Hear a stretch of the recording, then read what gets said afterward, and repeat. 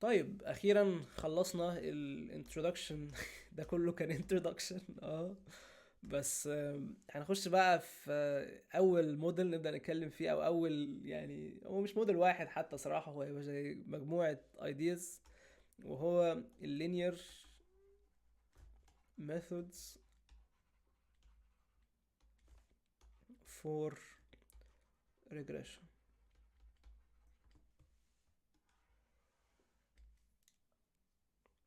لسه هنبدأ في linear methods for regression.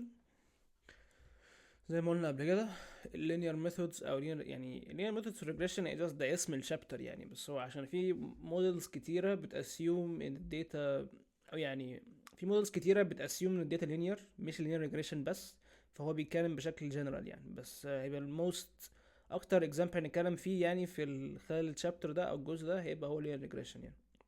فزي ما قلنا هو موديل، هو مودلز يعني I guess that assume function is linear in the inputs. جميل، ده اللي قلنا قبل كده يعني. وعشري هو المودلز دي كانت موجودة قبل حتى الكمبيوترز يعني من زمان، والطريقة اللي الناس كانت بتستخدمها كتير قوي قبل الكمبيوترز كان اللينير ريجريشن او اللينير ميثودز فور ريجريشن عامة، statistics عامة وكده يعني.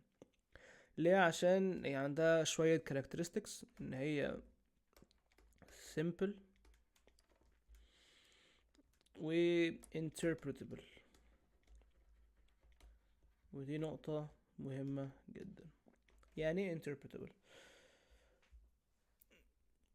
لو فاكرين شكل الفانكشن بتاعت الريجريشن كان عندنا بيتا 0 بلس بيتا 1 في اكس بلس بيتا 2 في اكس 2 وهكذا يعني، او اكس 0 اكس 1 whatever بقى عايزين تعملوها ازاي يعني، مش مهم النوتيشن يعني. بس الايديا بتاعت كده ان كل variable كل input variable مربوط بكوفيشنت معين.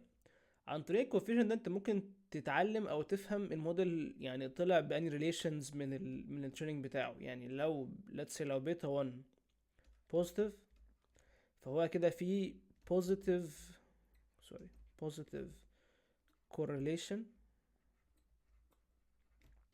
with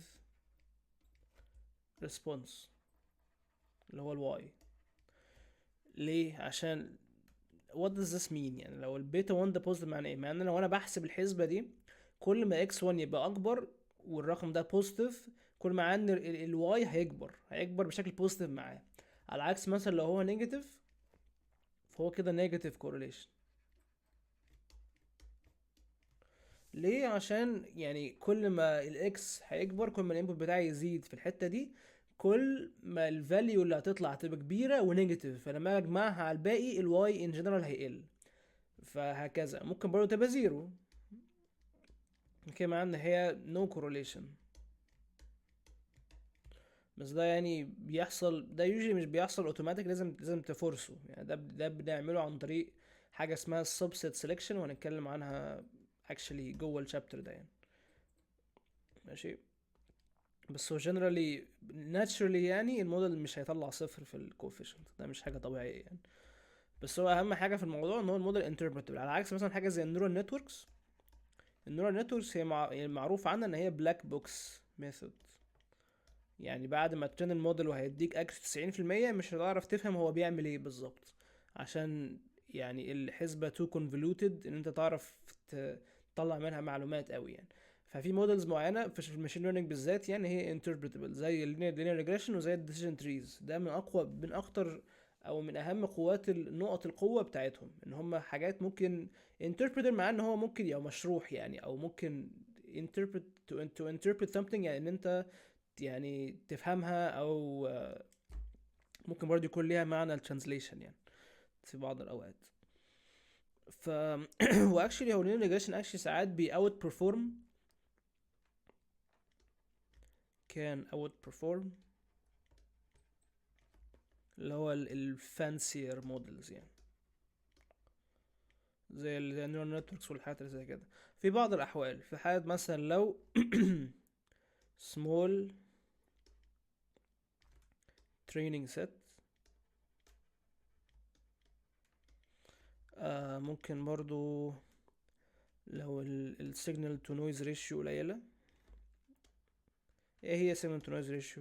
اللي فيكم خد communications في engineering، بس غالبا ده مش هيبقى ناس كتيرة يعني او عشان انا متخيل معظمكم بيس يعني بيست من سي اس، بس نقولها يعني.